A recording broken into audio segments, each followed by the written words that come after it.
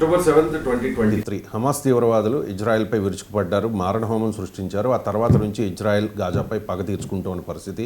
అక్కడ హృదయ విదారక దృశ్యాలు చూస్తూ ఉన్నాం. ఆహారం కోసం వెళ్ళిన వాళ్ళని ఊచకోత కోస్తూ ఉన్నారు ఇజ్రాయెల్ సైనికులు. సో పాలస్తీనా విషయంలో మనం చూసాం, ఎంజీ రావు గారు భారత్ సపోర్ట్ చేసింది. మరి గాజాలో ఇజ్రాయెల్ ఇంత మారణ హోమం సృష్టిస్తున్నా కూడా ఎందుకు భారత్ మాట్లాడడం లేదు? ఎందుకు మోదీ సైలెంట్గా ఉన్నారు? మోదీ మాట్లాడాల్సిన సమయం ఆసన్నమైందా అంటే ఏం చెప్తారు? ఎస్ అండి, ఇప్పుడు అక్టోబర్ 7, 2023 ఆ రోజున ఏమైందంటే హమాస్ ఇజ్రాయెల్ మీద దాడి చేసి 1197 ఇజ్రాయలీస్ని చంపేసింది. హమాస్ పాలస్తీనా తీవ్రవాదులు అనుకోవాలి, సోకాళ్ళు తీవ్రవాదులు.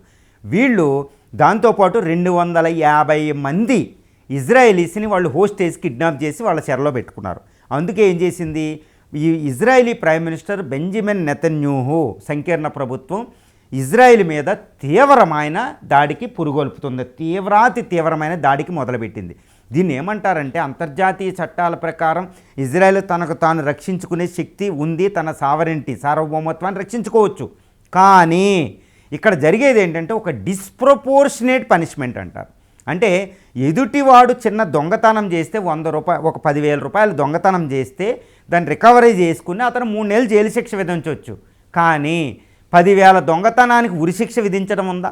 కానీ ఇజ్రాయెల్ చేసేది ఏంటంటే చిన్న 10,000 రూపాయలు దొంగతనం చేసినట్టు ఉరిశిక్ష విధించినట్టు చేస్తుంది. ఈ డిస్ప్రపోర్షనేట్ పనిష్మెంట్ అంటే పాలస్తీనాలో మొత్తం ఉండేది 50 లక్షల, అంటే ఒక 5 మిలియన్ పీపుల్ ఉంటే 5 మిలియన్లు ఇప్పటివరకు 60,000 మంది ఈ దాడుల్లో చనిపోయారు. ఇంతే కాదండి, ఈ 60,000 మందిలో 30,000 దాకా స్త్రీలు, చిన్నపిల్లలు. వాళ్ళు ఏం చేశారు? స్త్రీలు చిన్నపిల్లల్ని ఎందుకు చంపాలి? అది మానవ హక్కుల ఉల్లంఘన. United nations security council, United nations charter అని ఒకటి ఉంటుందండి. అక్టోబర్ 24, 1945లో ప్రపంచం తయారు చేసుకున్న చార్టర్ అంటారు దాన్ని, యుఎన్ చార్టర్. దాన్ని అతిక్రమణ అంటారన్నమాట. అందుకని బ్రెజిల్ అంటే ఒక బ్రిక్స్ దేశం ఇది international court of justice, international కోర్టుకి ఇవి వెళ్ళడం జరిగింది. కేసులు కూడా యునైటెడ్ నేషన్స్ సెక్యూరిటీ కౌన్సిల్ ఎన్నో తీర్మానాలు ప్రవేశపెట్టడం జరిగింది. కానీ అమెరికా వీటో చేయడం వల్ల అవి బయటపడింది అనమాట ఇజ్రాయెల్.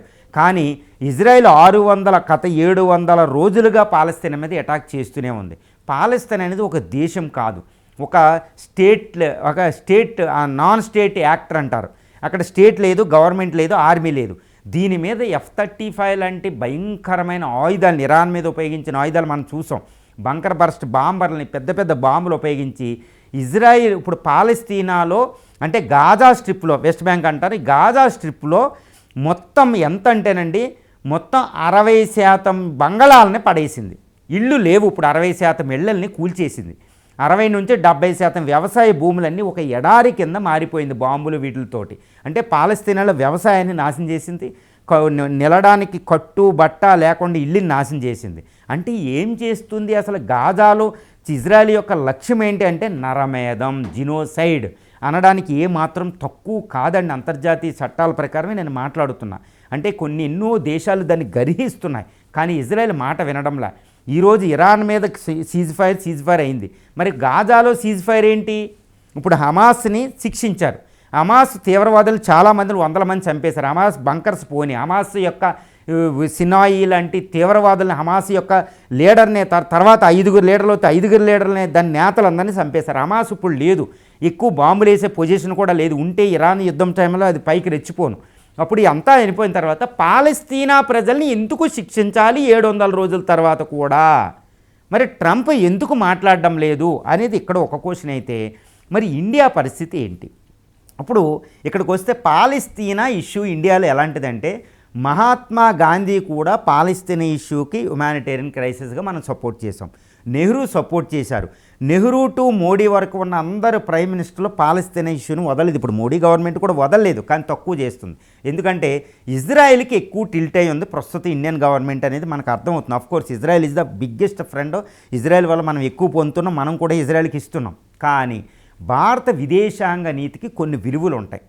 నేను ఒకటే చెప్తున్నానండి, శ్రీరామచంద్రుడు ఉంటాడు, ఎవరిని శిక్షించాలి? బాధపడేవాడిని, ఆపదలో ఉన్నవాడిని ఆదుకుంటాడు. ఆ రోజు నేను చెప్పాను సుగ్రీవుడు వాలి స్టోరీలో, సుగ్రీవుడి కంటే వాలి వైపు తిరగవచ్చు కదా శ్రీరామచంద్రుడు, కానీ తిరగకూడదు. ఇక్కడ అంతర్జాతీయ చట్టాల ఉల్లంఘన ఎక్కడ జరుగుతుందో అక్కడ ఇండియా రైట్ చేయాలి. ఎందుకంటే అపార్థీడ్ సౌత్ ఆఫ్రికాలో అపార్థీడ్ వైట్ గవర్నమెంట్ని గర్హించి అక్కడ అపార్థీడ్ పోవడంలో కీలక పాత్ర పోషించింది ఇండియా. అందుకనే ఆఫ్రికాలో 52 దేశాలు ఈరోజు ఇండియాని నమ్ముతాయి. ప్రపంచంలో ఇండియా అనేది voice of the third world countries, 100 పైగా అలీన విధానం ఉన్నాయి. ప్రపంచంలో చైనాకి అమెరికాకి లేనంత గొప్ప కీర్తి ఇండియాకు ఉంది. ఈరోజు పాలస్తీనా ఇష్యూ మీద మనం మాట్లాడకపోతే ఆ కీర్తికి ఆపద వస్తుంది. భారతదేశం సూపర్ పవర్ అవ్వబోతుంది. చైనా ఒక్క ట్రెండ్ తీసుకుంటుంది, అది దానికి స్వార్థం కోసం.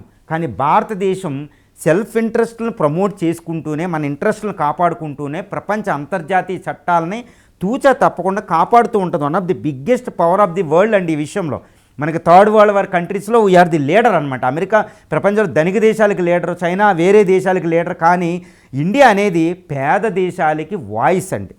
ఇప్పుడు WTOలో, వరల్డ్ హెల్త్ ఆర్గనైజేషన్లో, ఎన్విరాన్మెంటల్ సమ్మిట్లో, UNOలో భారతదేశానికి అంతటి వాయిస్ ఉంటుందన్నమాట.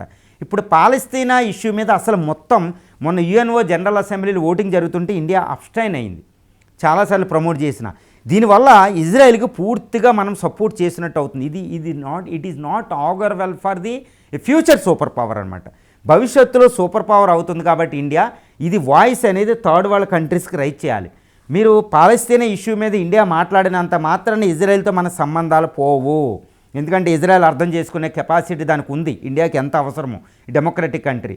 ఎందుకంటే 57 ముస్లిం దేశాల సపోర్ట్ మనకు అవసరం. ఇప్పుడు ఇండియా యునైటెడ్ నేషన్స్ సెక్యూరిటీ కౌన్సిల్లో శాశ్వత సభ్యత్వం కావాలి. అక్కడ ఓటింగ్ జరిగితే 2/3 మెజార్టీ కావాలి. 57 దేశాలకు మనం కాదంటే అవదు. అక్కడ నుంచి ఎంతో కోటి మంది ఇండియన్స్ ఉన్నారు అక్కడ గల్ఫ్లో. అక్కడ నుంచి ఆయిల్ 40% ఆయిల్ వస్తుంది, రెమిటెన్స్ వస్తున్నాయి, ఎన్నో పెట్టుబడులు వస్తున్నాయి. అలాంటి దేశాలతో మనం తగలాడుకుని ఒక ఇజ్రాయెల్ కోసం మనం త్యాగం చేయకూడదు. ఈ రెండు వైపులా మాట్లాడాలి, బ్యాలెన్స్ మెయింటైన్ చేయాలి, మంచి బ్యాలెన్స్ ఇజ్రాయెల్ వైపు ఉన్నా. కానీ తర్వాత ఆఫ్రికన్ కంట్రీస్ మన వైపు చూస్తున్నాయి, ఇదేంటి ఇంత పాలస్తీనా ఇష్యూని ఈరోజు ఇండియా ఎందుకు వదిలేసిందని. అందువల్ల ఏంటంటే పాలస్తీనా ఇష్యూ అని యునైటెడ్ నేషన్స్ ఇష్యూలో మనం రైజ్ చేయాలి విషయం. దానివల్ల చైనా ఎడ్జిపోతుంది, లేకపోతే చైనా యొక్క క్లౌట్ గల్ఫ్ కంట్రీస్లో పెరిగిపోతుందన్నమాట. అది మాట్లాడుతుంది. మనం రెండు వైపులా చాలా బ్యాలెన్స్డ్గా ఒక ఫ్యూచర్ సూపర్ పవర్గా ఒక పెద్దరికాన్ని మెయింటైన్ చేస్తేనే గాజాలో నరమేధం ఆగుతుందన్నమాట. గాజాలో నరమేధం ఆపడంలో ఇండియా చాలా కీలక పాత్ర పోషించవలసిన సమయం ఆసన్నమైందని నా అభిప్రాయం. అది అంతర్జాతీయ చట్టాలను ఇండియా ప్రమోట్ చేయాలి. అప్పుడే యూఎన్లో జనరల్ అసెంబ్లీలో యునైటెడ్ నేషనల్ సెక్యూరిటీ కౌన్సిల్లో 12 సీటు మనకు వచ్చే అవకాశాలు ఎక్కువ ఉంటాయి. ముస్లిం దేశాలతో సంబంధాలు వస్తాయి, ఆఫ్రికా దేశాలతో సంబంధాలు ఉంటాయి. Voice of the third world countries 100 పైగా దేశాలతో మనం మాట్లాడవచ్చు. ఒక అలీని విధానం అనేది భారత్కి ఒక రక్షణ కవచం అది. ఎందుకంటే 100 దేశాలకు లీడర్షిప్ పాత్ర పోషించింది భారతదేశం. ఎన్విరాన్మెంటల్ చట్టాలు ఉన్నాయి. వీటన్నిటి కోసం ఇండియా ఫ్యూచర్ సూపర్ పవర్ కింద మనం మాట్లాడాలి. అమెరికాకి ఇజ్రాయెల్కి తొత్తుగా మనం ఉన్నట్టు ఒక చిన్న దేశానికి కోసం మనం ఇన్ని దేశాలను త్యాగం చేయకూడదు, మన విలువలను పోగొట్టుకోకూడదు. భారతదేశ సంస్కృతి యొక్క లక్షణం విక్టిమ్ని ప్రొటెక్ట్ చేయడం. భారత రాజ్యాంగం ప్రకారం ప్రపంచ శాంతికి 51వ అధికరణ ప్రకారం డైరెక్టివ్ ప్రిన్సిపల్స్ ఆఫ్ స్టేట్ పాలసీలో దాని ప్రకారం మన ప్రపంచ శాంతికి పాటుపడాలి. ఈరోజు గాజాలో నరమేధం జరుగుతుందనడంలో ఎటువంటి సందేహం లేదు. ఎందుకంటే 50,000 60,000 మంది పీపుల్ F-35 బాంబర్ల కింద నరిగిపోతున్నారు.